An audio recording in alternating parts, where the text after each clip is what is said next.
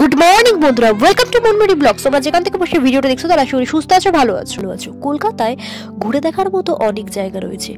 তার মধ্যে ফেমাস জায়গা হলো কলকাতায় আলিপুর চিড়িয়াখানা। নতুন বছরে নতুন নিয়ম, বাইরের খাবার দাবার নিয়ে ভেতরে প্রবেশ করা যায় কিনা, টিকিট মূল্য কত, কিভাবে আমি চিড়িয়াখানাতে এলাম, সব খুঁটিনাটি নিয়ে আজকের ভিডিওটা স্কিপ না করে তোমরা প্রথম থেকে শেষ পর্যন্ত দেখতে থাকো। দেখতেই পাচ্ছ বন্ধুরা, প্রচুর ভিড় হয়েছে।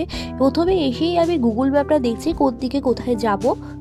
2025 সালটা শুরু করলাম আমি পশু পাখিদের সাথে। প্রথমে এসেই দেখতে পাচ্ছ প্রচুর হরিণ আমি দেখতে পেয়েছি। দেখতে দেখতে কলকাতা চিড়িয়াখানা এবছর 150 বছরে পার করে গেল। ইংরেজরা নিজেদের বিনোদনের জন্য যা শুরু করেছিল তা এখন শীতকালে ঘোরার জন্য প্রধান আকর্ষণ। এখানে টিকিট মূল্য বড়দের জন্য 50 টাকা, আর 5 বছরের নিচে হলে তা 20 টাকা। এখানে ভিডিও বা ফটোশুট করার জন্য এক্সট্রা তোমাদের চার্জ 250 টাকা করে দিতে হবে। না, আমি যেহেতু বছরের প্রথম দিনই ঘুরতে এসেছিলাম তাই দেখতেই পাচ্ছ বন্ধুরা প্রচুর মানুষ এখানে ভিড় জমিয়েছে চিড়িয়াখানায়। আর এখানে দেখো ঝগড়াও শুরু হয়ে গেছে মানুষ। যারা আমার ভিডিওটা দেখছেন তারা কে কোথা থেকে দেখছেন একটু জানিয়ে দেবেন, যাতে পরের ভিডিওতে আমি আপনাদের ধন্যবাদ জানাতে পারি।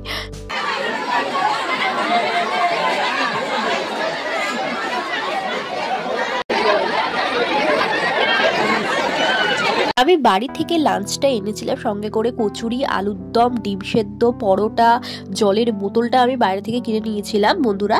তারপরে আবার খেয়ে দিয়ে আমি আবার পশু পাখি দেখতে শুরু করে দিয়েছিলাম। এরপর আমি চলে এসেছিলাম বাঘ।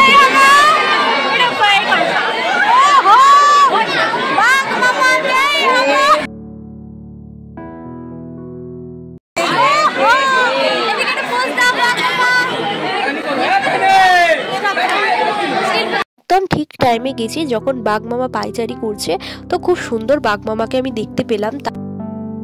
দেখো বন্ধুরা, এখানে ছোট্ট বাচ্চাটা বাবার কাঁধে করে পুরো চিড়িয়াখানাটা ঘুরে দেখছে। আমিও যখন ছোটবেলায় এসেছিলাম তখনকার কথা মনে পড়ে গেল, তখনও আমি বাবার কাঁধে করে পুরো চিড়িয়াখানা ঘুরে দেখেছিলাম। তারপর আমি এখন এসেছি 2025 সালে। দেখতেই পাচ্ছ প্রচুর মানুষের ভিড়, আমার সেই কথাটা আবার মনে পড়ে গেল। তো এখানে বসে পিকনিক করার খুব ভালো ব্যবস্থা রয়েছে শীতকালের জন্য। তো চলো বন্ধুরা, সব জায়গাটা আমি তোমাদের সামনে ঘুরিয়ে দেখাবো। যারা আমার চ্যানেলে নতুন ভিডিও দেখছো তারা অবশ্যই চ্যানেলটা সাবস্ক্রাইব করো আর বেল বাটনটা অবশ্যই অন করে দিও। এবার আমি বলি আমি চিড়িয়াখানা কিভাবে এসেছি। আমি হাওড়া থেকে শখের বাজারে বাস ধরে একদম চিড়িয়াখানার গেটের সামনে এসে উপস্থিত। এখানে টিকিট কাউন্টার সকাল 9টার সময় খুলে যায় আর বিকেল 5টার সময় বন্ধ হয়ে যায়। দেখতেই পাচ্ছ অনেক পশু পাখি দেখতে পাচ্ছি আমি এখানে। চিড়িয়াখানা মানেই আমরা জানি খাঁচায় বন্দি থাকবে পশু পাখি আর হইচই করবে বাইরে মানুষ। এই বছর তার বিপরীত, মানুষজন খাঁচায় বন্দি আর পশু পাখি বাইরে ঘুরছে। এসে দেখি সিংহ ঘুমিয়ে রয়েছে, তো আমি আর ওকে ক্লান্ত সিংহকে বিরক্ত না করে চলে এলাম পশু পাখি দেখতে। মজার বিষয় হচ্ছে এটাই, আমি যখনই যেখানে দেখতে যাচ্ছি যখনই সে ক্লান্ত হয়ে বসে আছে নয় শুয়ে আছে। একমাত্র বাঘ মামাই শুধুমাত্র ঘোরাফেরা করছিল। এখানে দেখো ময়ূর দেখতে পেয়েছি, খুব সুন্দর ময়ূরগুলো ঘোরাফেরা করছে এখানে। বাকি অনেক জীবজন্তুই আমি দেখতে পাইনি, ভেতরে নয় ঘুমিয়ে পড়েছে আর না হয় ভেতরে লুকিয়ে পড়েছে। তারপরে দেখতে পেয়েছি হেমো